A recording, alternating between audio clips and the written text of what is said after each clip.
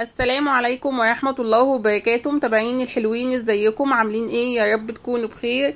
وحشتوني كتير من الفيديو اللي فات. عندنا اوردر حلوة قوي، تابعوا معايا الفيديو للاخر وما تنسونيش بلايك واشتراك للقناة. ويلا نصلي على رسولنا الكريم ونقول اللهم صلي وسلم وبارك عليك يا حبيبي يا رسول الله. حابة بس قبل ما ابدأ الفيديو ولا قبل ما نقول الطريقة، بجد بشكركم على الفيديو بتاع امبارح، وبجد قد ايه الكومنتات بتاعتكم بتديني روح معنوية وبترفع من روحي المعنوية اكتر وبتخليني عايزة اصور فيديوهات اكتر. بجد والله الكلمة فعلا ليها سحر. بجد انتوا احسن ناس في الدنيا، ربنا يجازيكم كل خير. بجد الكلام بتاعكم امبارح فرق معايا جدا. عارفين لما حد يكون نفسيته كده بييأس يوم بعد يوم لاني مش شايف فيه نتيجة، او طبعا هو فيه نتيجة الحمد لله، حبكم ليا ده كنز وتاج فوق راسي.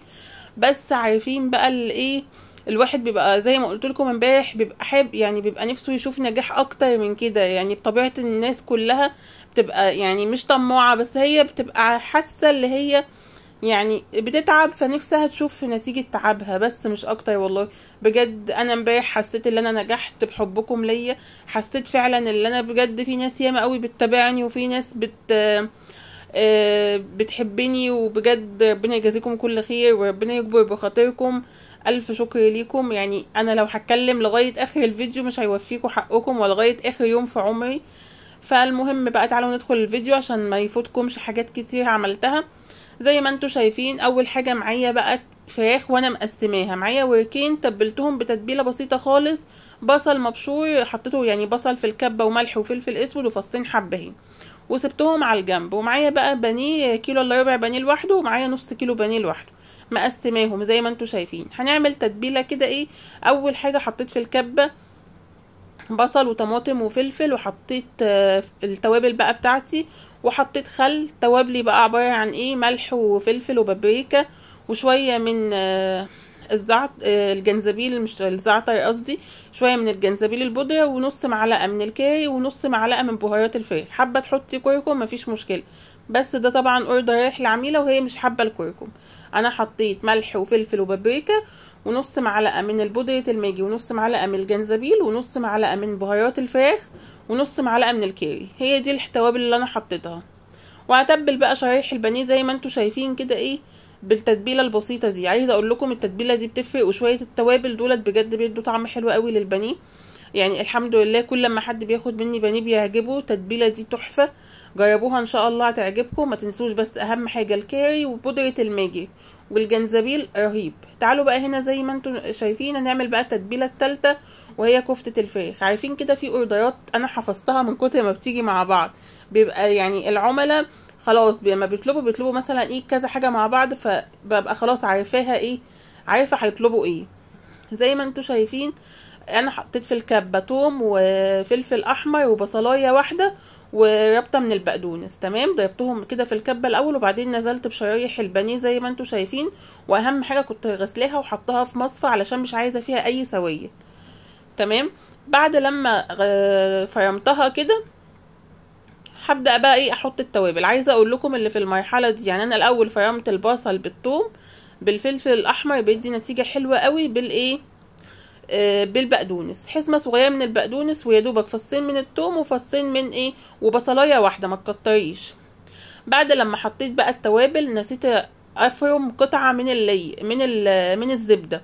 زي ما انتوا شايفين انا قلت لكم قبل كده بستخدم في كفتة الفراخ يا اما ليا يا اما زبدة. بس عايزة اقول لكم لما عملتها المرة اللي قبل كده العميلة وكنت عاملاها بالزبدة عجبتها جدا. الزبدة فعلا بتديها طراوة. فالمهم انا فرمت برضو قطعة من الزبدة زي ما انتوا شايفين.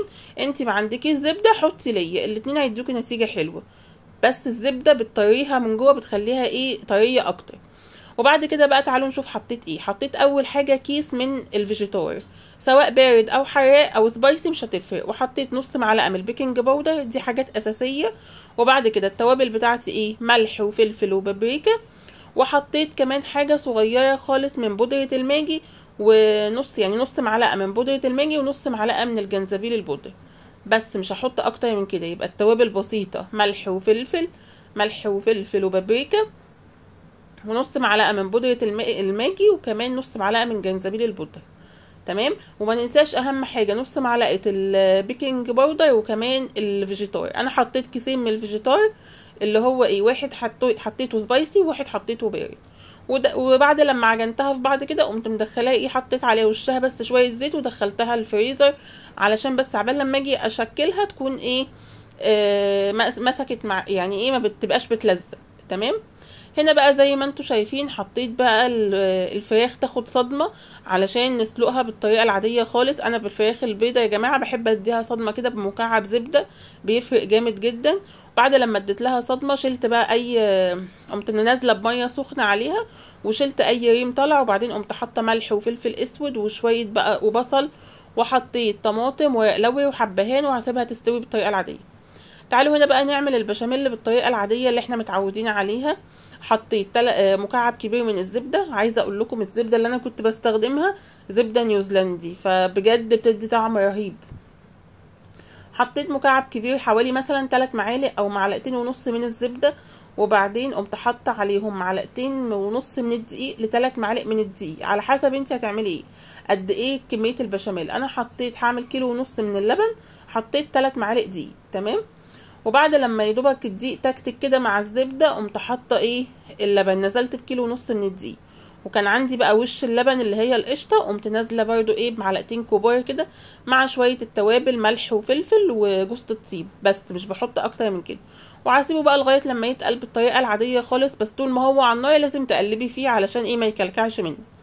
في الحله اللي هناك بقى طبعا سبت الميه تغلي عشان نسلق مكرونه سباكيتي. هنعمل بقى صينيه مكرونه نجريسكو بس مش بالفراخ المتشوحه، لا هنعملها بالفراخ المسلوقه. تعالوا هنا بقى زي ما انتوا شايفين انا سبت البشاميل لغايه يعني طفيت عليه وسبت بقى المكرونه تتسلق على مهلها. عبال لما تتسلق نعمل بقى ايه سلطه الكول سلو. زي ما انتوا شايفين كده معايا، يعني نقول نص كرنبايه اللي هي كرنب السلطه الابيض دوت. الكول سلو مش بتبقى حلوه بالكرنب اللي هو الموف او البنفسجي، هو اساسه الكرنب ده. هبدا بقى اقطعها زي ما انتوا شايفين كده قطع صغيره، وبعدين هنعمها بالسكينه. وبعد لما اخلص تقطيع الكرنب معايا جزرايه واحده، يعني الجزر مش بيبقى كتير في الكرنب، كميه الكرنب بتبقى اكتر عشان ما تخليش لونها احمر قوي، فاهميني؟ هي جزرايه واحده على نص الكرنبايه. وبعد كده بقى نعمل الدريسنج بتاعها او الصوص. تعالوا بقى زي ما انتوا شايفين حطيت 3 معالق كبار، عارفين معلقه الاكل، حطيت 3 معالق كبار من السكر. وانا كنت غاليه اللبن قمت حاطه بالظبط ربع كوبايه من اللبن علشان ادوب السكر فيه كويس قوي ما يبقاش ايه فيه حبيبات. تمام. يعني اللبن السخن دوت انا حطاه الهدفين، اول هدف اللي هو ادوب السكر ما يبقاش حبيبات كده ولما نيجي ناكل الكول سلو يبقى بيقرش كده، وتاني هدف اللي الكرنب يعني شويه اللبن السخنين دول هيسوي لي الكرنب. يعني لو ما عندكيش وقت تعمليها من قبليها بيوم حطي اللبن السخن ده هيسويه بسرعه وكأنك عاملاه من قبليها بيوم. وبعد كده حطيت 3 معالق مايونيز قصادهم 3 معالق ايه زبادي. هتحطي علبه زبادي كبيره هتحطي قصادها قد الزبادي قد المايونيز يعني. وبعدين حطيت معلقه من الخل وشويه ملح وشويه فلفل اسود بسيط وخلاص على كده. ونزلت بقى بالصوص ده وقلبته. في المرحله دي بقى هبدا اقلب، هشوفها بقى محتاجه بقى لبن، يعني لقيتها لسه ناشفه الصوص قليل هبدا بقى ازود لبن بالتدريج. تمام. وزي ما قلت لكم لو انا عاملاها مثلا الساعه كام، عاملاها الساعه 11 الصبح. طبعا الساعه 11 الصبح ايه الكول سلو بتحب تقعد في التتبيله، يعني تقعد يعني وقت اكتر. فعايزه اقول لكم شويه اللبن السخن دول يعني ايه سحر زي ما بيقولوا كده، هيسويها لك في ثواني بس. وفضيتها بقى في العلبه اللي هتروح للعميله على طول. عايزه اقول لكم طبق زي دوت لو احنا اشتريناه من كنتاكي او من اي حاجه، وانا متاكده طبعا لان انا اكلت في كنتاكي كتير وولادي بيحبوه، استحاله يكون بنفس يعني نفس التكنيك دوت. اولا بتجيبيها بتبقى ناشفه، تبقى ما فيهاش صوص، وتحسي ان الكرنب ني. يعني والله بجد انا مش بشكر في اللي انا بعمله، بس بجد انتوا جربوا اعملوها بنفس الطريقه في البيت وهاتوا علبه من بره وانتوا هتشوفوا الفرق طبعا. تعالوا هنا زي ما انتوا شايفين بقى عملت الكفته، جبتها بقى من التلاجة وشكلتها على عصيان الشيش شويه، والباقي شكلتهم على ايه، على اي حاجه عندك، اللي هو مثلا ايه لو عندك سيخ بتاع شوي ممكن تشكليها عليه وايه وبعد كده تشيليها منه. تمام. تعالوا هنا بقى وانا كده على الرخامه كانت المكرونه اتسلقت، قمت بقى مصفياها وبعدين جبت الحله هي حطيت فيها مكعب من الزبده وشويه ملح وشويه فلفل اسود وقلبتها مع بعض. انا في المكرونه بتاعه البشاميل او النجريسكو بحب اخلي المكرونه تتغلف بالسمنه او الزبده. تمام. السمنه او الزبده غير مثلا مكرونه بالصلصه بتحط لها شويه زيت علشان تفلفل، لكن ديت لا، احط لها سمنه او زبده علشان تبقى هتخليها ماسكه في بعضها يعني، وهو دوت المطلوب في الايه، في الصواني عامه يعني اي مكرونه. بعد بقى لما خلصت المكرونه سبتها بقى على الجنب، هنروح بقى للبوتاجاز دلوقتي، بس بعد لما اخلص ايه بقى البانيه. زي ما انتوا شايفين جبت طبق فيه حطيت فيه بيضه وملح وفلفل اسود، وهحط عليه شويه من ايه، من اللبن او الحليب.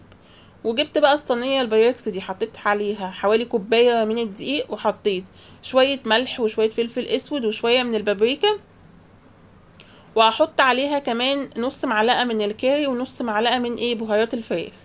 اما بقى البقسماط انا بحب احط في البقسماط يعني بحب اخلط كده بقسماط على فيجيتار، حطيت كيس بقسماط على كيسين من الفيجيتار.